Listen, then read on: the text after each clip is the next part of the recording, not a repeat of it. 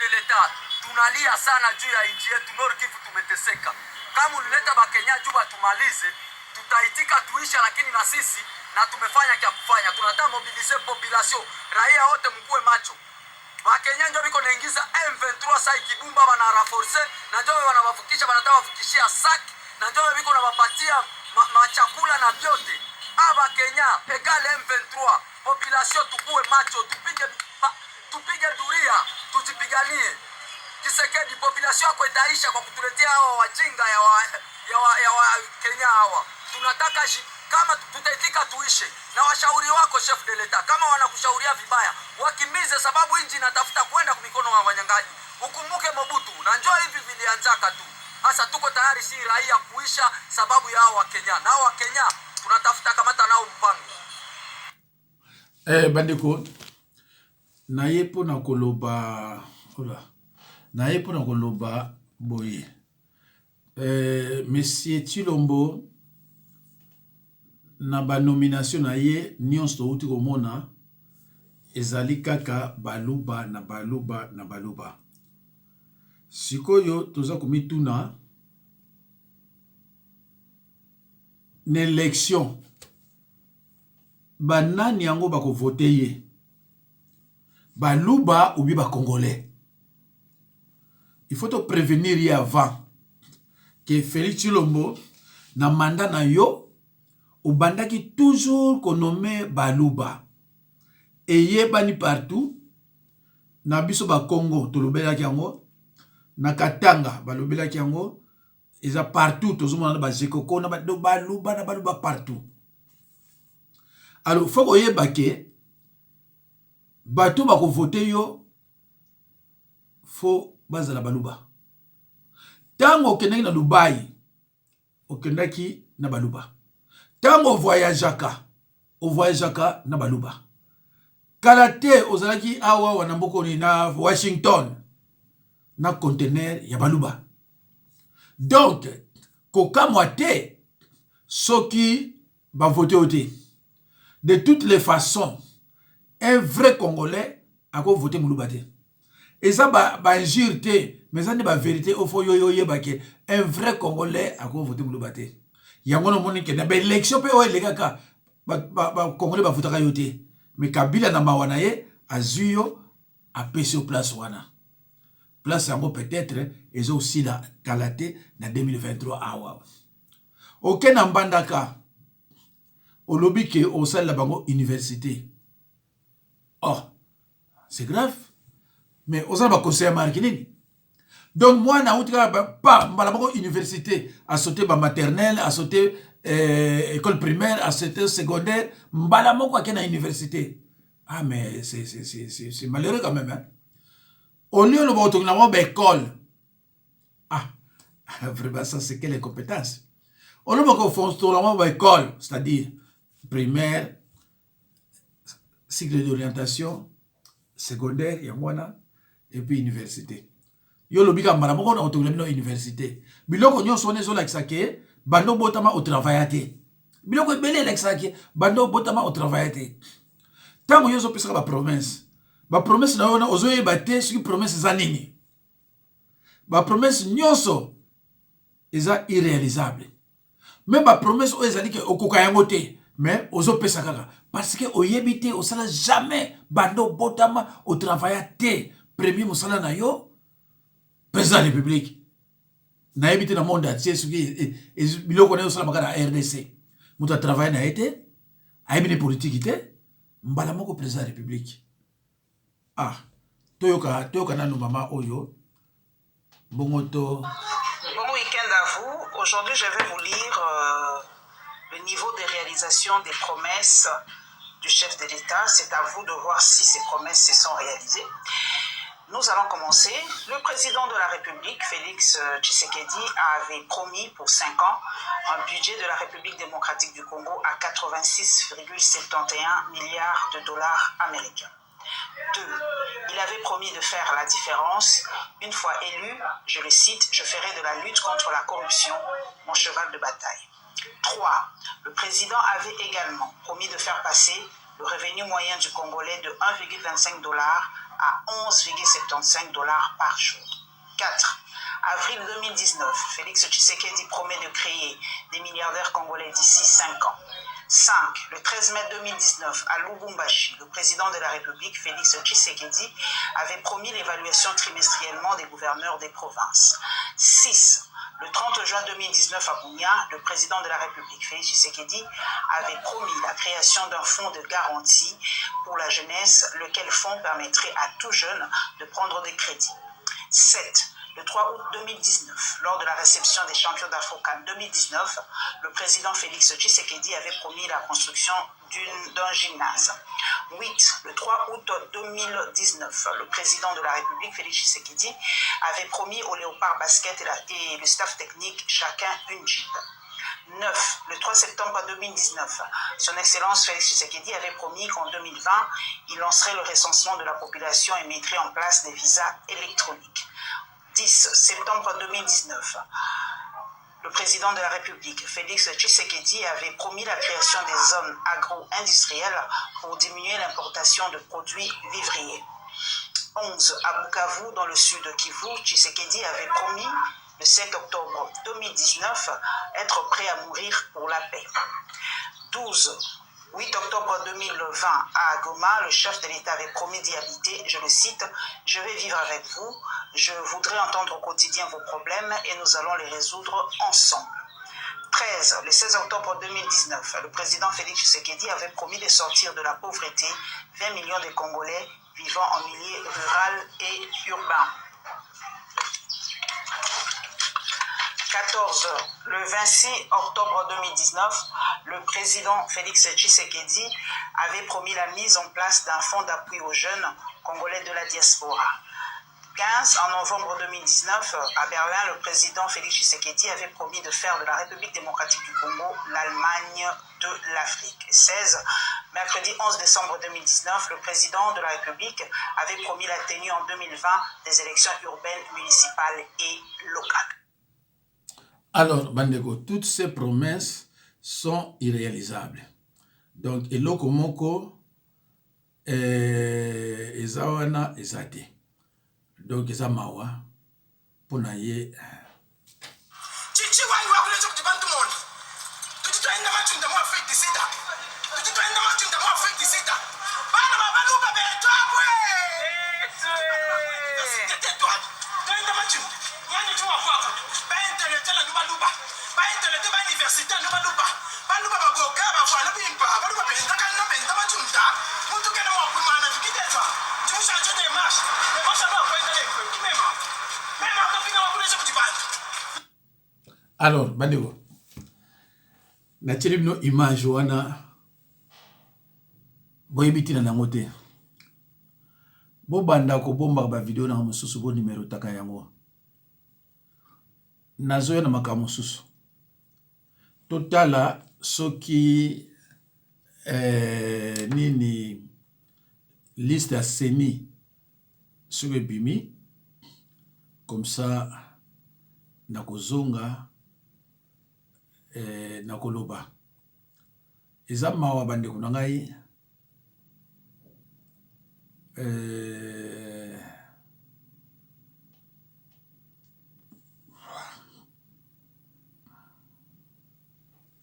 Congo lusibula meso tukubona topaka dipanda katopakako mbongozi petrol kumwana perenko mbongozi yad des millions que bongozi province du Congo ça peut bongozi la kabatuka nazo zikitukisa ba individu mais vous communiquez ce que dit et gouverneur qui partout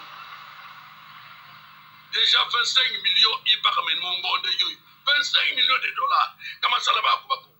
Alors ça ne sert à rien tu es qu'à opposition buzoba baranga ba côté classique c'est que ta tomoko zinzoba pauvre même hôpital ngato ma dispensaire ngato tilanga.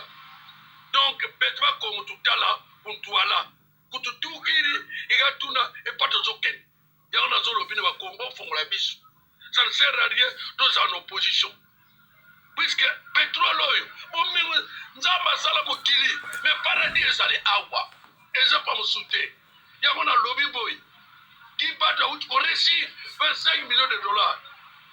Na puya Tshisekedi, président Tshisekedi. Alors, moi, je vais Congo pour la mise. Bozonga si matin, les ambala liboso. Pour mes moyens, ils sont bisotés. Alors, ce qui chaque fin du mois, on va dire qu'on fait 25 millions, 25 millions. Donc, province comme on a. Si quoi, il roule là, nous allons payer comme il y a Chinois. Il y a votre conseil de chef de l'État ou de gouverneur. Mais depuis tout le monde, nous allons mon côté. Donc, tiens ma carte de gouverneur, au gouverneur, à nous comme moi, à le chef de l'État, alors on met ce Simon. Nous allons, oyo, il y a pas Congo, et cause à l'Angela mon côté. Parce que l'Angela mon sous-sawa, c'est un pour vous, et qu'elle ne voyait plus mon ampoule. Merci, point de Dieu, on nous a pas. Alors, bandeko, nalingaki natia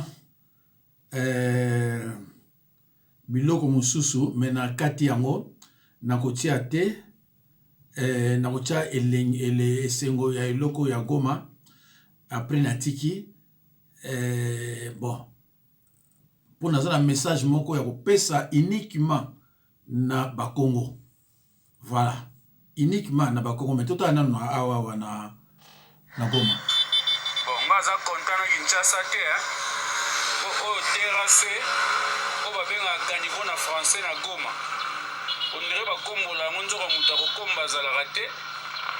Ezaka que les gens sont tellement disciplinés et civilisés que terrasse eza propre tina ba niveau boye vraiment. Bon, il fallait Kinshasa ne pesa impulsion mais na moni photo copier Goma Bon, niveau propriété oyo terrasse vraiment ata libanga te kutu na kati. So papier ndeko kuta wapi.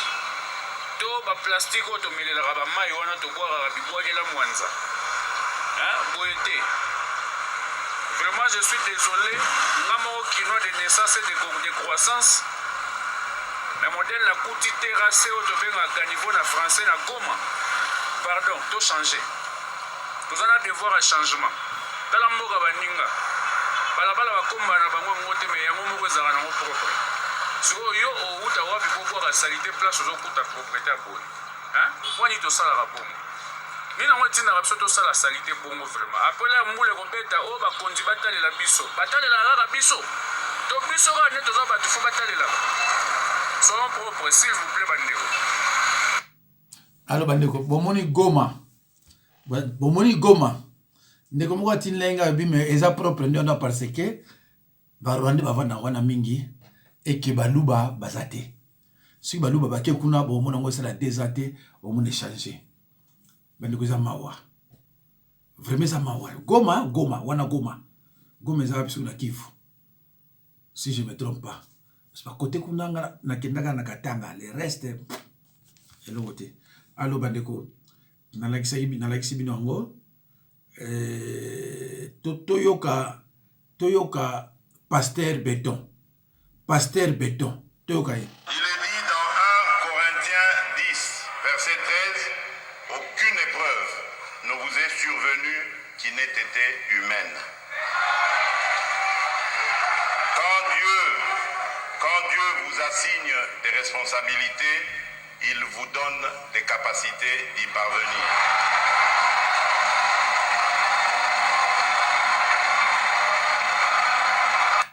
Bandeko, bomoni bato babeti maboko na banani baluba. Na prestation de serment azokumisa déesse sataniste. Lelo asimbi Bible oyo pour que nous tanga na 1 Corinthiens. Donc na 4 ans yango yo. Président nzamba peso le côté 4 ans ngoto zokende aucun investisseur na mboka, le bilan globalement négatif voire désagréable. Donc nzamba atiki na version oyo pesi awa. Bandeko na Jacques 3:1 Bible zoloba. Ce n'est pas n'importe qui est appelé à prendre sa Bible et puis à banakoteya. Ils ont donné à n'importe qui te. Que yo zuka Bible mamboko banikoteya. Si ba bien interpréter ngo oyebite. Na Jacques 3:1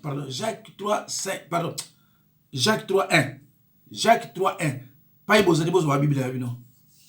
Kuna bazolo bango clairement que côté ya liloba ils ont donné à n'importe qui te. Bible les a romaté pas yo ya osala ba aventure. mutu oyo ayebi nzambe à cause de la tribaliste te. Et puis batata mibimba ba bible te na sipa bazo beta maboko. Est-ce que mutu ayebi nzambe à cause de la tribaliste? Mutu aza na tribaliste. Mutu aza tribaliste aza na amour du prochain te. Or que Bible zoti na biso na amour du prochain. Ce n'est pas le fait de dire la vérité na baluba ndé na amour du prochain te. Non, na amour du prochain. Mais s'il faut dire la vérité, je le dis. Oh là là. Bomoni pasteur Béton, akomi pe pasteur Béton pe komine pasteur ndenge bat nyonso, akomi saki awawa deyes. Alobi na ndenge koki, lelo alobi nzambe mutatie wana. Bomoni bolanda maluba lobi. Donc pona ye nzambe mutatie wana. Ah nzambe na nzamba wana. Donc nzambe mutatie wana. Et tout moluba est menteur. Moluba nyonso za menteur. Mais bande ko nga. Tokene musikate. Tokene musikate. Avant to comme na juin. Même mai na ko le belé. Ba musuba oyinanga. Mais ko zalande mwana. Alors bandiko nazana biloko otia mais Chilombo aye bake ba nomination na ye ezalaki baluba na baluba ezali tile baluba na baluba à s'attendre pe na élection oya luki kaka batoka sai ba voter ye parce que bato musuba voter parce que on bana ko nommer ba voter ba ki ba ennemi na yo oke na mbanda ka po moni élection ezoya oyebi ki baza bazoba ndenge yozo bango oko kosa bango bongo ce que l'élection esili ozongeli eloko na yo. Les caméléons changent de couleur mais l'intérieur reste le même. Les caméléons changent de couleur mais l'intérieur reste le même. Nazana mutumoko wa muluba ya bishop azolo bango clairement que Chilombo za motema ma be moko osakanate na yebisa binongo derrièrement. Muluba na ko tila binongo na mikolo. Lobby na samedi dimanche na trop occupé na basi lundi mardi ndengara omona muluba azoloba Chilombo za motema benios mais motema ma bewana bozoloba ya Chilombo mais ça na muluba tout azana motema oyo Chilombo azana ngo ndenge Etienne Tshisekedi ils sont comme ça kende na ba fête ya ba Congo bangala banani kende kuna somo na baluba boni. Kende kuna ko somo na baluba boni. Kende sikoyo epai baluba bazana ba problème. Kende somo na ba Congo somo na ba combien? Somo za groupe vandi. Somo luba yewana. Ava 5 jours on remarquer que groupe ezu mutu moko tozandenge moko te. Groupe ezu mutu moko tozandenge moko te. Bokoya ko remarquer que yeta ye alingi azwa le devant. Alingi ye bamona ye. Alingi ye asankapare na eloko moko sala. Toujours ils sont comme ça. Alors muta boy ba diriger mboka. Nzambe sali ke bomona bango nde ba diriger mboka et ba yebe eloko moko te. Donc muluba tu ozola ndanga ayebake Chilombo bako voter ete na ba congolais. Pour bako voter ete pona nini parce que il est trop tribaliste. La nomination na nyuso baluba na baluba. Nazo zela kama makamoko eleka. Comme ça na otila bino ba oyo zela na archive. Ndebo moni oyo. Mwana mwasi wata bazi pouvoir. Azokanga eza elelo te azokanga ba intellectuel banani. Sikoyo bilan ce qui est sili donc zom sila yango lisusu pona baluba batala. Merci bana nzambe. Chers amis, nous avons pas mon labino.